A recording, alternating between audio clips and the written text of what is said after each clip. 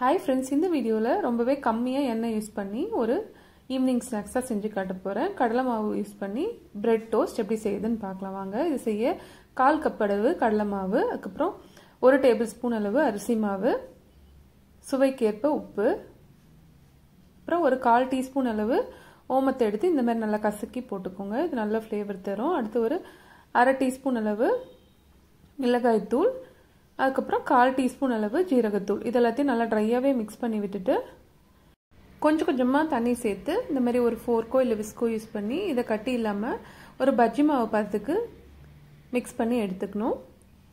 இப்போ ப்ரெட்டை நான் 4ஆக கட் பண்ணிக்க போகிறேன். ஒரு ஸ்லைஸை 4ஆக நம்ம இந்த மாதிரி கட் பண்ணிக்கணும். நம்ம எந்த ஷேப்பில் வேணால் கட் பண்ணிக்கலாம், அது நம்மளோட விருப்பம் தான்.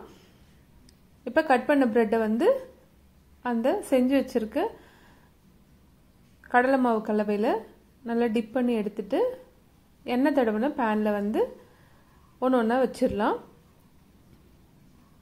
இதை எண்ணெயிலையும் நீங்கள் பொரிச்சு எடுக்கலாம். ஆனால் இது ரொம்ப ஹெல்த்தியர் வெர்ஷனாக இருக்கும். தோசைக்கல்ல லைட்டாக தான் எண்ணெய் அப்ளை பண்ணியிருந்தோம், அதனால் மேலேயும் கொஞ்சம் எண்ணெய் ஊற்றிக்கலாம். இப்போ இதை சிம்லேயே வச்சு 2 பக்கமும் திருப்பி போட்டு டோஸ்ட் பண்ணால் நமக்கு சூப்பரான கடலை மாவு பிரெட் டோஸ்ட் ரெடி ஆகிடும். இந்த பக்கம் பால் காயறதுக்குள்ளே நம்ம இதை ஒரு 10 நிமிஷத்தில் செஞ்சு முடிச்சிடலாம். சூப்பரான ஈவினிங் ஸ்நாக்ஸ் ரெடி ஆகிடும். நீங்களும் ஒரு தடவை ட்ரை பண்ணி பாருங்கள். வீடியோ பிடிச்சிருந்தால் மறக்காமல் சேனலுக்கு சப்ஸ்கிரைப் பண்ணி வீடியோக்கு ஒரு லைக் கொடுங்க. தேங்க்யூ ஃபார் வாட்சிங்.